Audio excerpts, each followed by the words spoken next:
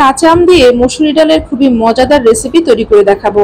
প্রচন্ড গরমে যখন মুখের রুচি হারিয়ে যায়, কোনো কিছুই খেতে ভালো লাগে না, তখন যদি এই রেসিপিটি তৈরি করেন, এই রেসিপি দিয়ে কিন্তু এক প্লেট ভাত আঙুল চেটেপুটে খেয়ে নিতে পারবেন এবং মুখের হারিয়ে যাওয়া রুচি ফিরে আসবে।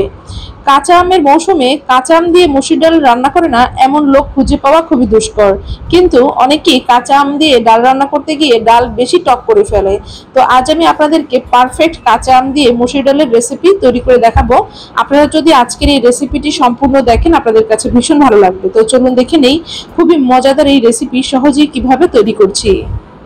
নিয়ে নিয়েছি মসুরি ডাল এবং কাঁচা আম। এখানে আমি হাফ কাপ পরিমাণ মসুর ডাল নিয়েছি আর একটি আমের অর্ধেকটা ব্যবহার করব। তো মসুর ডালগুলোকে খুব ভালোভাবে ধুয়ে পরিষ্কার করে একটি হাঁড়ির মধ্যে নিয়ে নিলাম।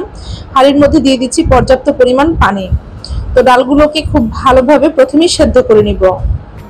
চুলার হিট হাই হিটে রেখে ডালগুলোকে সেদ্ধ বসিয়েছি। ডাল বলক এসে গেছে। এখন ডালের উপরে যেই বাবলগুলো আছে সেই বাবলসগুলো এভাবে উঠিয়ে ফেলছি। তো ডালের সাথে এখন দিয়ে দিব একটি মিডিয়াম সাইজের পেঁয়াজ কুচি। এরপর দিয়ে দিব হাফ চামচ পরিমাণ রসুন পেস্ট, দিয়ে দিব হাফ চামচের কম আদা পেস্ট। তো এখন ডালগুলোকে খুব ভালোভাবে সেদ্ধ করে ফিরে আসছি। তো দেখতে পাচ্ছেন ডাল খুব ভালোভাবে সেদ্ধ হয়ে গেছে। এখন আমি ডাল ঘুটনি দিয়ে ডালগুলোকে খুব ভালোভাবে ঘুটে নিব। তো কথায় আছে, যদি ডাল গলে ডালের মজা তলে। তো ডাল খুব ভালোভাবে গলিয়ে নিতে হবে। সেদ্ধ করে খুব ভালোভাবে ঘুটে ডালগুলো একদম মিহি করে ফেলতে হবে, তাহলে ডালের স্বাদ কিন্তু দ্বিগুণ হবে।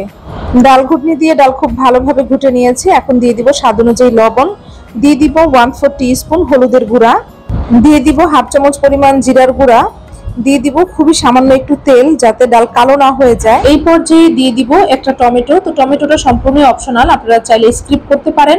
তো টমেটো দেওয়ার পর বেশ কিছুক্ষণ সময় টমেটো কুক করে নিব।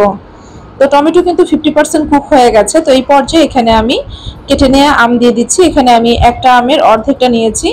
সম্পূর্ণ একটি আম দিলে কিন্তু ডাল বেশি টক হয়ে যাবে। তো এখন আমি আমগুলোকে 50% কুক করে নেব।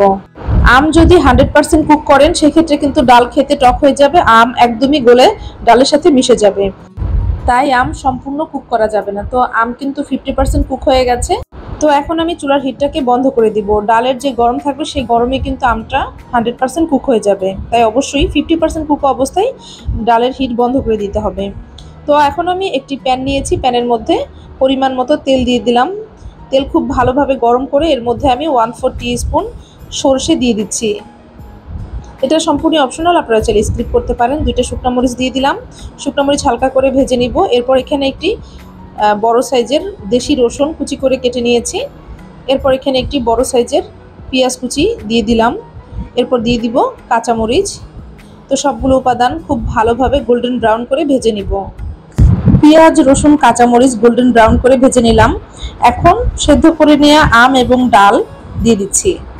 খুবই সুন্দর স্মেল বের হয়েছে, দেখতে পাচ্ছেন কালার কত সুন্দর এসেছে। তো এখন আমি স্প্যাচুলা দিয়ে একটু মিশিয়ে নিচ্ছি। এরপর উপর থেকে ধনেপাতা কুচি ছড়িয়ে শুধু একটা বলক তুলে নিব। এই পর্যায়ে কিন্তু বেশি জাল করা যাবে না, শুধু একটা বলক তুলে নিয়েছি। এখন চুলার হিটটাকে বন্ধ করে দিব। তৈরি হয়ে গেল কাঁচা আম দিয়ে খুবই মজাদার মুসুরি ডাল। তো এইভাবে আপনারা কাঁচা আম দিয়ে মুসুরি ডাল একবার হলেও রান্না করে খেয়ে দেখবেন, খেতে ভীষণ ভালো লাগে। এতে কিন্তু ডাল বেশি টক হয় না আর আমটাও কিন্তু একদম আস্ত থাকে। আপনারা পৃথিবীর কে কোন প্রান্ত থেকে আমার আজকের এই রেসিপি দেখছেন, আমাকে অবশ্যই কমেন্টসের মাধ্যমে জানাবেন। আমি আপনাদেরকে ধন্যবাদ জানাবো। আশা করি আজকের এই রেসিপি আপনাদের কাছে ভীষণ ভালো লেগেছে। রেসিপি ভালো লাগলে ভিডিওতে একটি লাইক দিবেন, বেশি বেশি করে শেয়ার করবেন। এ ধরনের সহজ এবং মজাদার রেসিপি আরও পেতে চাইলে আমার ইউটিউব চ্যানেলটি সাবস্ক্রাইব করবেন।